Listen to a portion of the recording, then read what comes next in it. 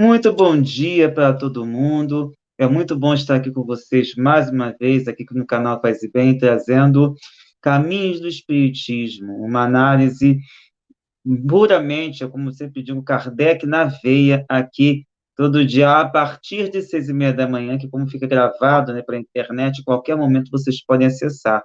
A gente segue, por favor, curta, compartilhe, para a gente poder superar a barreira que os algoritmos, que apesar de estarmos num canal que vive disso, eles fazem de tudo para barrar um pouco tudo aquilo que a gente faz. Então, a gente peço a colaboração de vocês, além da assinatura solidária para quem puder, mas também temos aqui a oportunidade de poder fazer um aprofundamento dessas questões envolvendo a doutrina espírita. E com vocês, mais uma vez, Olhos Grandes, minha companheira de casa espírita, minha companheira também de Sejus, e, como sempre, trazendo reflexões muito interessantes, muito importantes. Tudo bem contigo, Doris?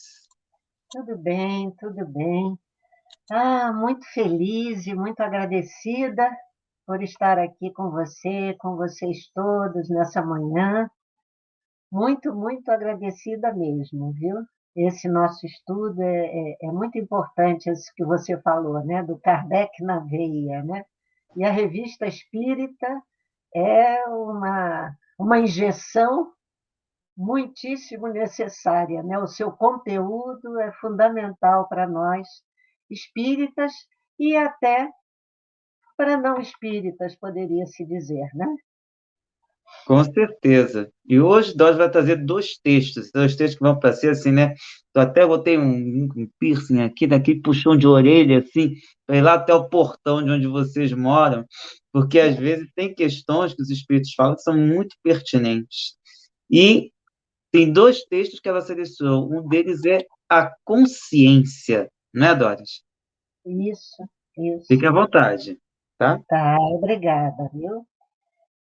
Esse texto está aqui na nossa Revista Espírita, né, de abril de 1860, como está indicado aí, né? E faz parte de comunicações, várias comunicações lidas na Sociedade Parisiense de Estudos Espíritas de Kardec, né?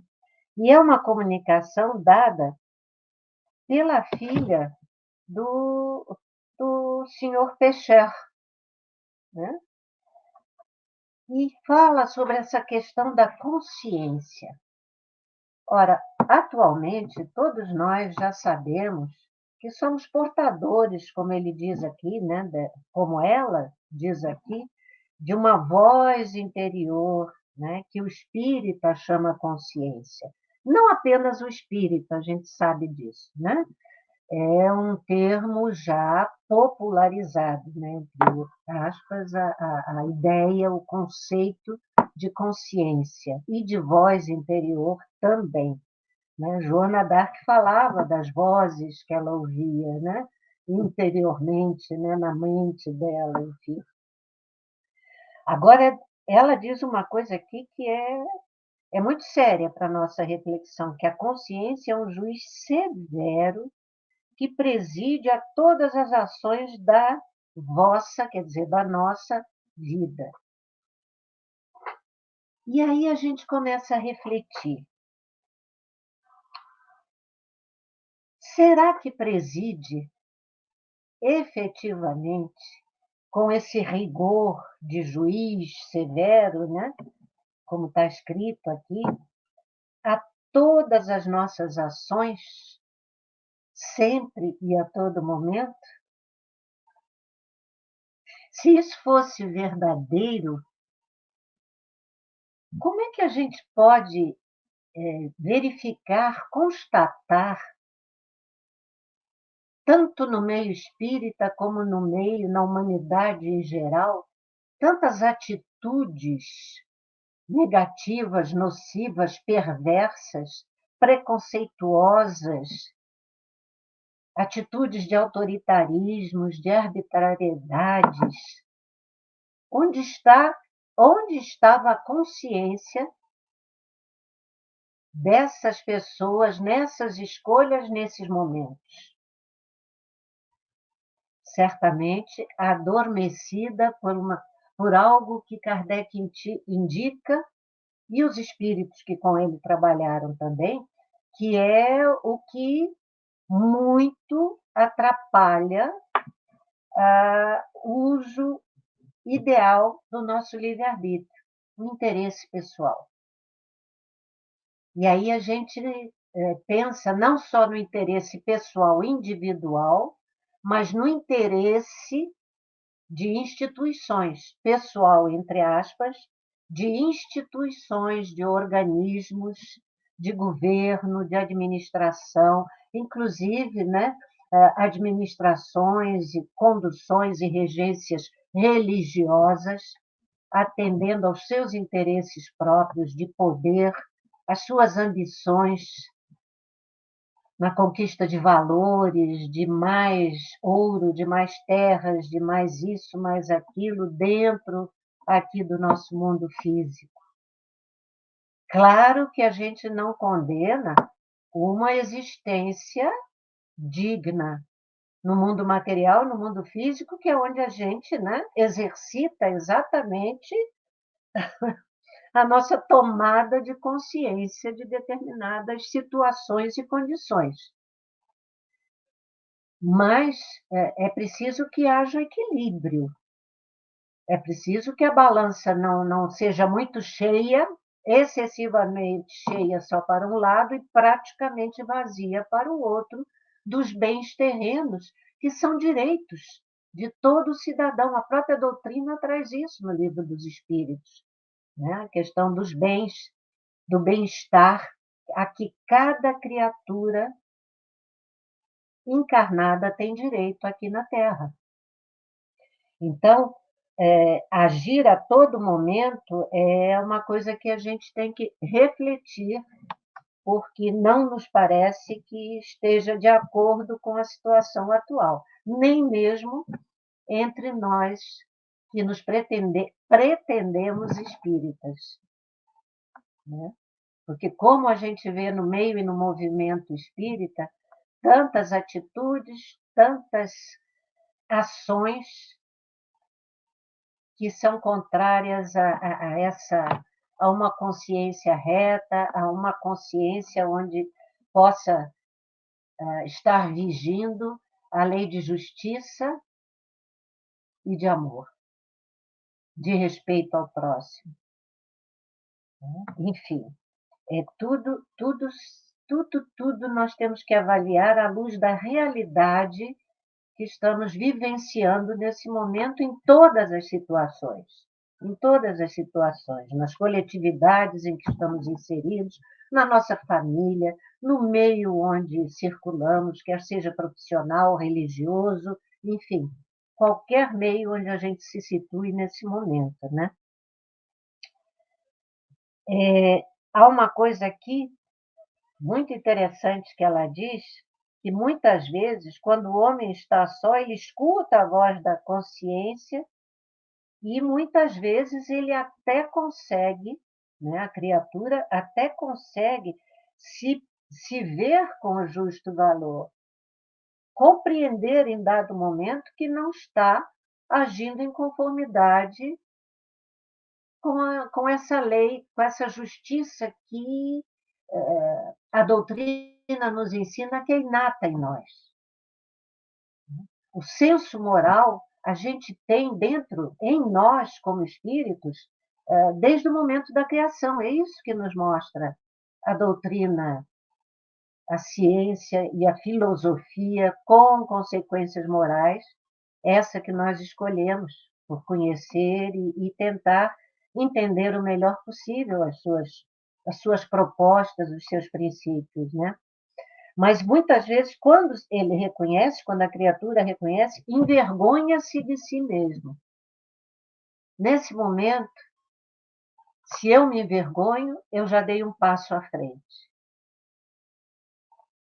Porque eu já tenho condições de reconhecer o meu equívoco, o meu erro, e é muito possível, eu não vou nem dizer provável, mas é muito possível que assim em refletindo e me envergonhando das atitudes que tomei, eu possa começar a tentar modificar, né, o meu comportamento, a minha postura no meio em que eu estou agindo. Né?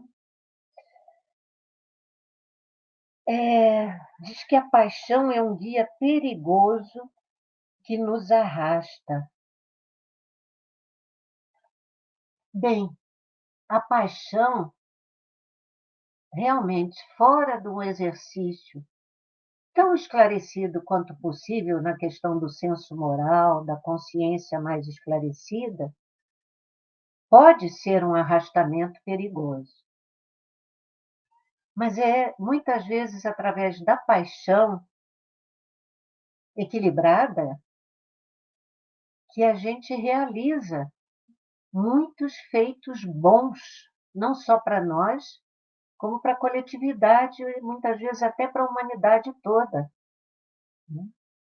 Imagine se Marie e Pierre Curie não fossem apaixonados pelo trabalho deles, que lhes custou a vida.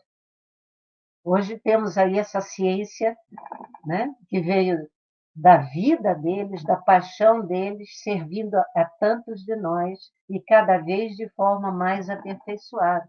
Então, é preciso compreender a paixão e utilizá-la sim, mas não se render a ela cegamente quando percebermos que está o quê? Atrapalhando o nosso avanço intelectual e moral. O nosso, daqueles que caminham conosco, e porque isso se expande, né? Isso se expande. É bonito quando ele diz aqui, né? Que há apenas um caminho, ela finaliza, não é ele, é ela, né? A filha do Senhor aqui. Há apenas um caminho que conduz a Deus, a fé e o amor ao semelhante.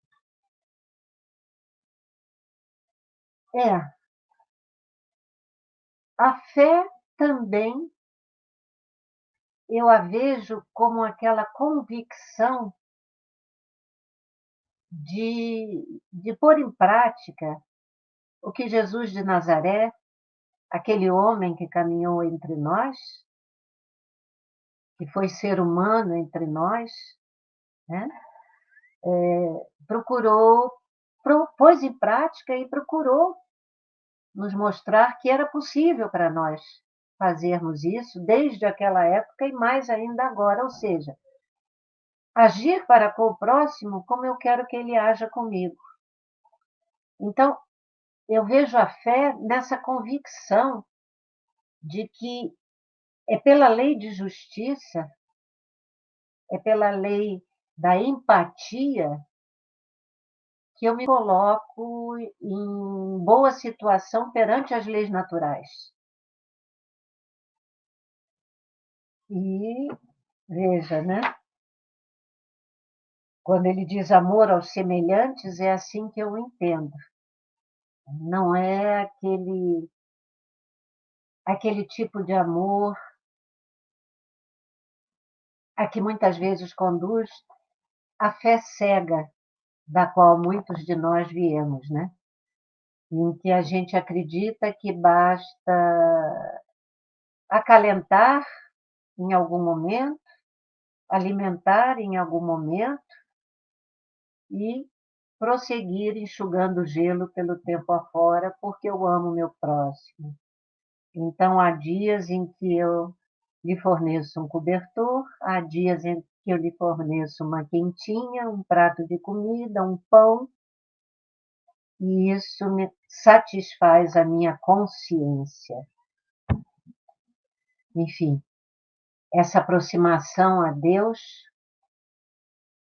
entendo que não se dá senão através do entendimento e da prática possível das leis naturais em relação a toda a criação,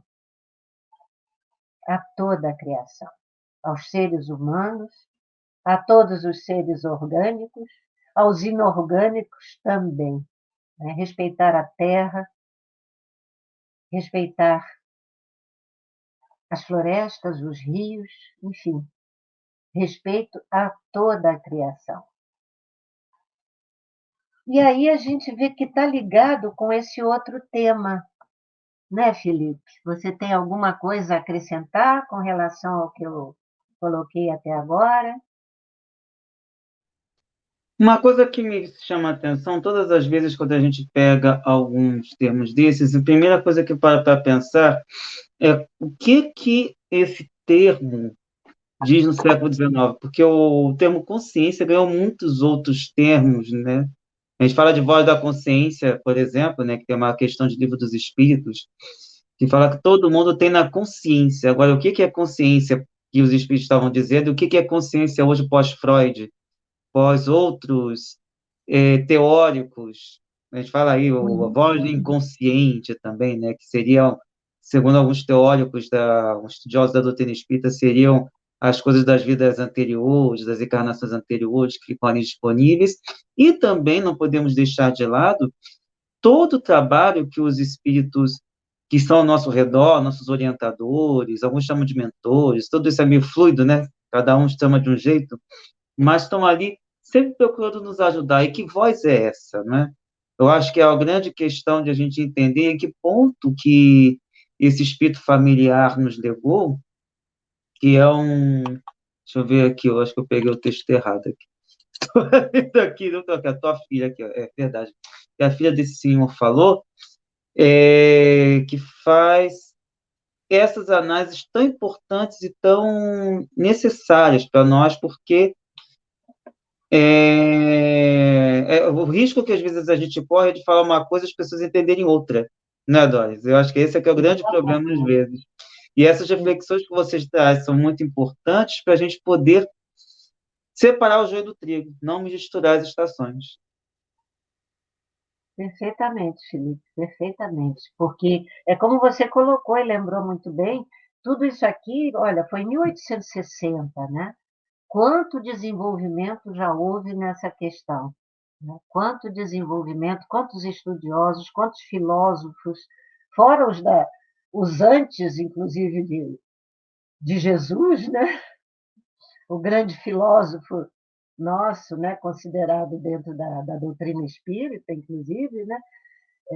Nos trazem isso, né? E quantas colocações diferenciadas, mas todas voltadas para esse despertamento.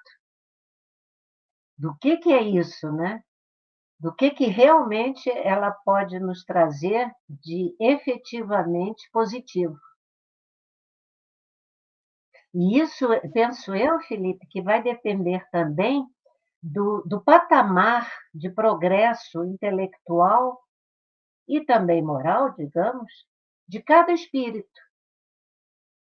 Cada caso é um caso, cada possibilidade é única, cada um traz sua história, inclusive você falou na questão das vidas passadas, né? Então, o mesmo ato que eu vou julgar de uma forma, você vai julgar de outra, o outro e outro e outro de maneiras diferentes. E é aí que a gente vai entrar no outro tema, que é um tema pequeno também, é um parágrafo. Parágrafo, como parágrafo, ele é longo, mas como tema não é não, né? Que é o espírito e o julgamento. E é um espírito familiar. Imagino que familiar deste mesmo senhor, né? Desse senhor Peixer, porque não se identificaria como familiar se não fosse dele, né? É o que eu entendo, gente. Mas posso estar equivocada, né, Carla Pavão? Né? Então, esse título, O Espírito e o Julgamento, a primeira frase é muito interessante. Diz assim: a liberdade do homem é toda individual. Exatamente por causa disso, cada um de nós vai entender a liberdade de acordo com as suas possibilidades, com as faculdades que já desenvolveu, para poder sequer saber o que é liberdade. Até que ponto nós podemos exercer a nossa liberdade? Porque ela não é absoluta e restrita.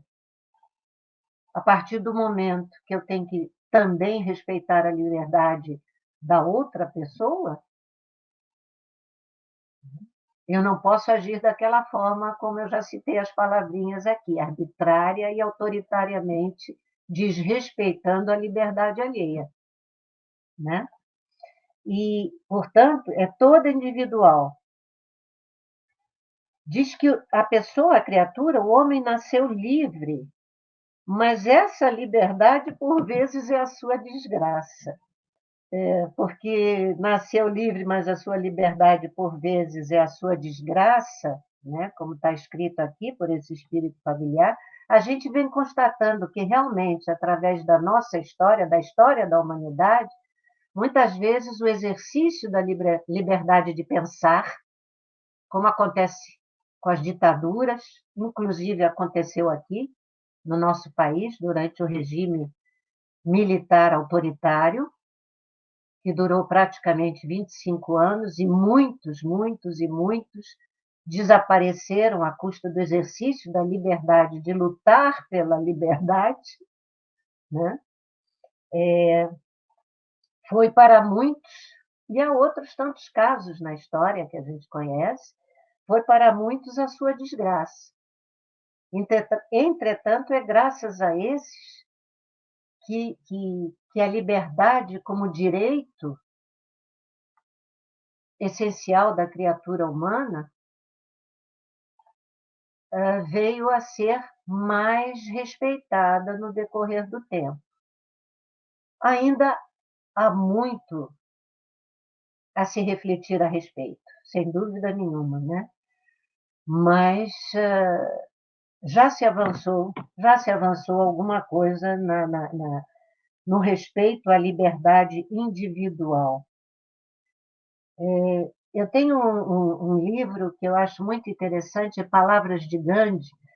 O próprio realizador do filme, Gandhi, ele retirou de várias passagens da vida de Gandhi certas frases e depois fez o livro.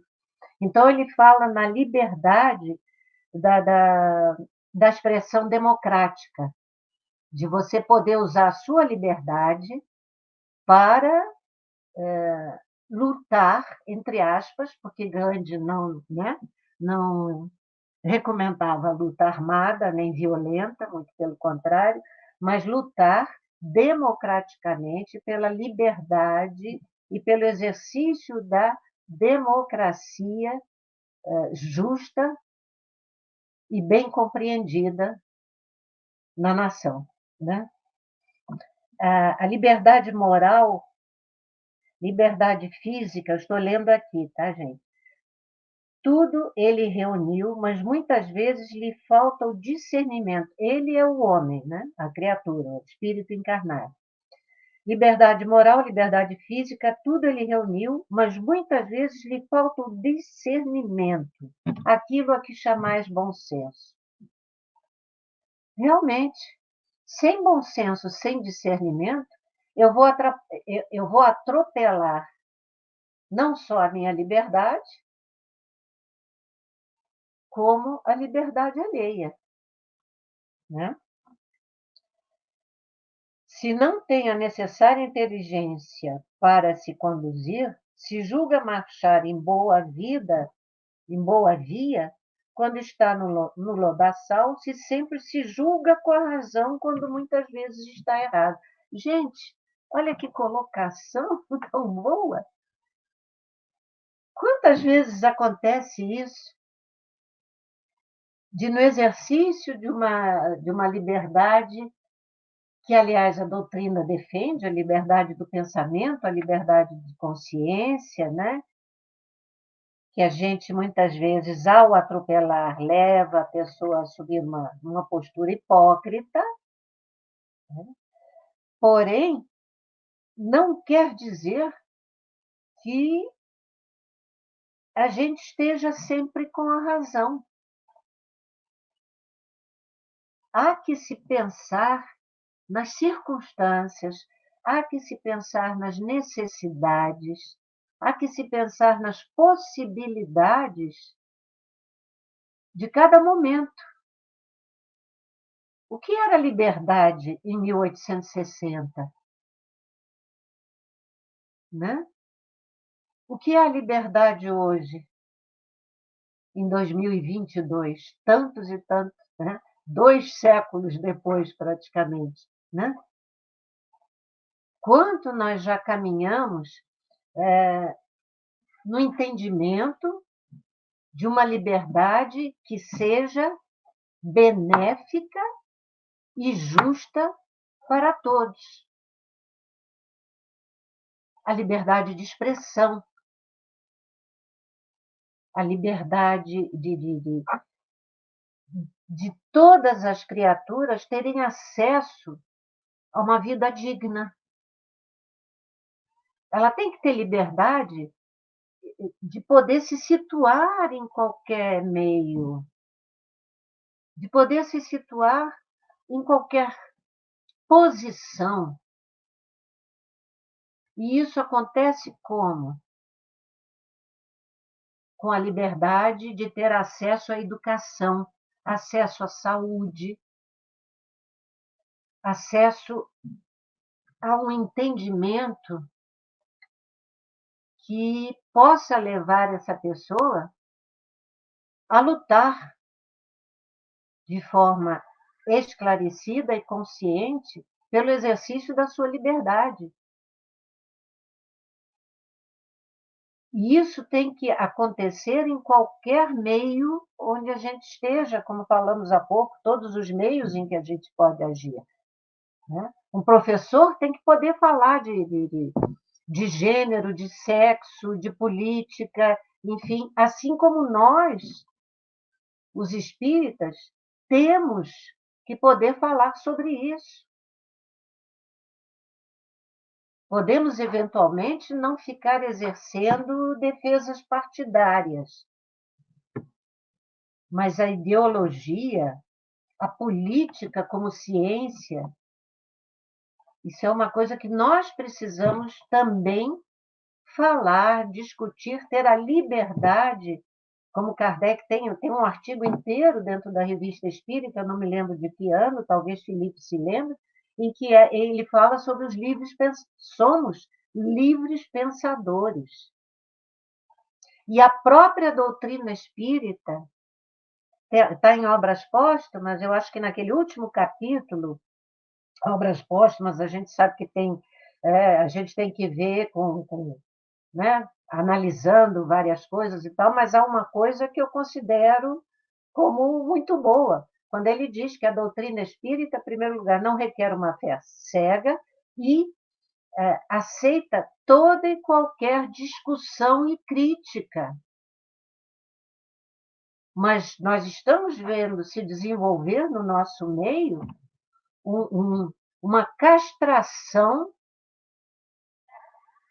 um tolimento dessa possibilidade de reflexão, de crítica, de avaliação de uma série de ensinamentos, recomendações dentro de todo o nosso corpo doutrinário, transformando o quê?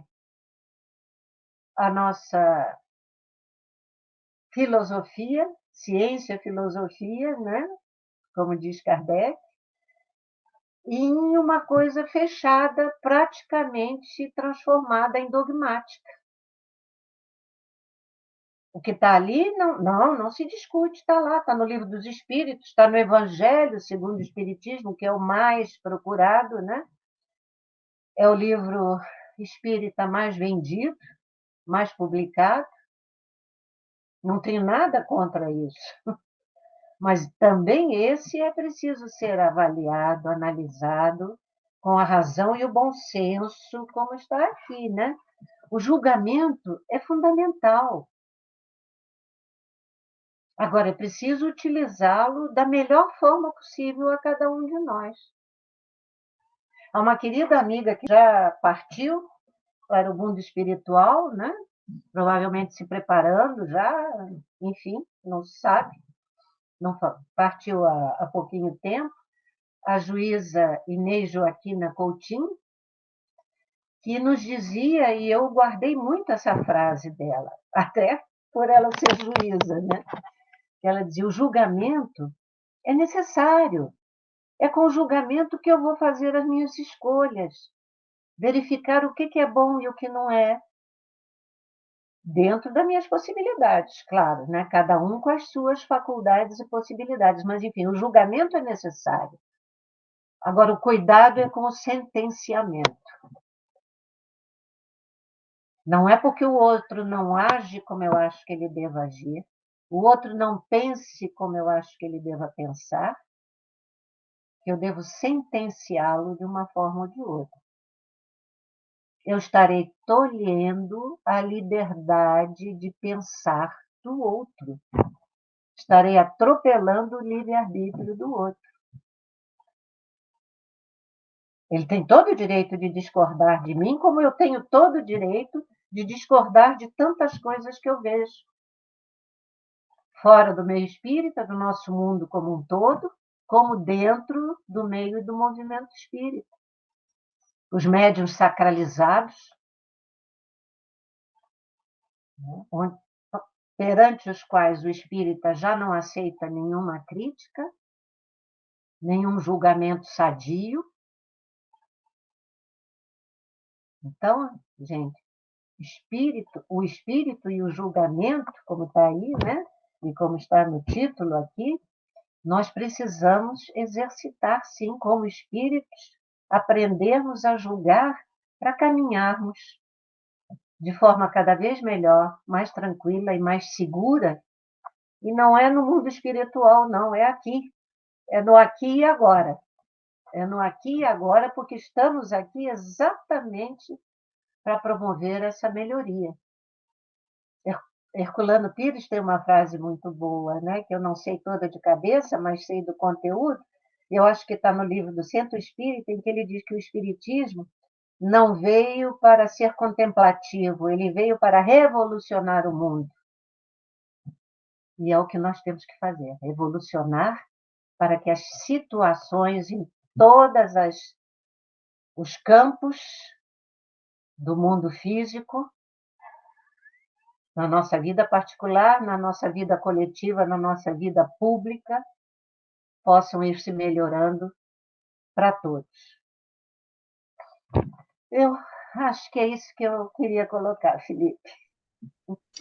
Muito bom, e também muito boa a lembrança da Inês, né? Partiu, voltou à parte espiritual não tem muito tempo, e é interessante lembrar tudo isso porque, juntando a questão da consciência, como também a questão do julgamento, a gente tem que lembrar da evolução espiritual que nós vivenciamos nesse período, e o que eu percebo é que, por mais que ali os espíritos tenham dito que está na nossa consciência, ou está em algum lugar, de alguma forma, impresso, a gente não tem tudo ali evidente. Vamos pensar um pouco também na nossa memória. Quantas coisas que a gente esquece ao longo da vida e está lá. De repente, alguma coisa tem um estopim, um cheiro, uma música, lembra alguma coisa que está lá escondida, e isso a gente fala na nossa vivência encarnada. Desencarnada é mais complicado de a gente poder falar isso, porque, afinal, a nossa vivência como desencarnada, a gente dificilmente lembra quando está encarnado, né? Ou tão poucas pessoas têm isso mais forte, né? Mais evidente. Mas fica aqui a reflexão necessária para que a gente possa pensar, repensar, rever, e aí, a gente pensar em coisas para os próximos dias, para os próximos momentos. E lembrando que este é o canal Paz e Bem e que nós representamos aqui o SEJUS, Coletivo de Estudos Espiritismo e Justiça Social, e também podemos chamar hoje do primeiro Centro Espírita Progressista Virtual. Estamos em diversas plataformas, estamos tendo também as lives de terça-feira, que estudamos livros escolhidos pela nossa comunidade, lá no grupo do WhatsApp. E estamos sempre abertos para receber vocês, caso vocês queiram participar, colaborar. Temos um grupo também especificamente para estudar Kardec, e esses vídeos também são analisados nos nossos grupos, porque, afinal, ao contrário dos outros que a gente lê, né, geralmente a gente lê para depois discutir. Esse a gente discute para depois levar essa análise também para o nosso grupo e também para vocês que quiserem conhecer um pouco mais da obra de Kardec. A gente vê muita gente, diversos autores, e o problema maior é o seguinte: as pessoas leem muita coisa, mas se esquecem de que a base é Allan Kardec, para quem se considera e para quem quer estudar profundamente a doutrina espírita. E temos aí as diversas plataformas e as diversas oportunidades que a gente tem dentro e fora do Sejus para a gente debater. Doris, algum comentário a mais para a gente poder se despedir? Não, não, apenas meu agradecimento, como sempre, né? Não só por estar aqui nesse momento, mas por ter conhecido, ter me integrado e aceita no Sejus, né? Há muitas coisas que às vezes eu até não comento porque me falta um conhecimento mais amplo, acadêmico, mas eu aprendo demais com todas essas plataformas do Sejus. Sou imensamente grata a todos. E abraço a todos que estejam conosco nesse momento, não só a todos do Sejus, mas todos que eventualmente nos deem a alegria de nos ouvir aqui no Paz e Bem. Ao Paz e Bem também a minha gratidão, viu? Digo mesmo, a gente agradece também a todo mundo que nos acompanhou, lembrando de curtir, compartilhar, se puder também colaborar financeiramente com a assinatura solitária, a gente agradece, e no mais, para todo mundo, um forte abraço, um beijo enorme, trazendo para a próxima reunião. Então, gente, até a próxima, tchau, Até a tchau. próxima. Beijão, Felipe. Beijo.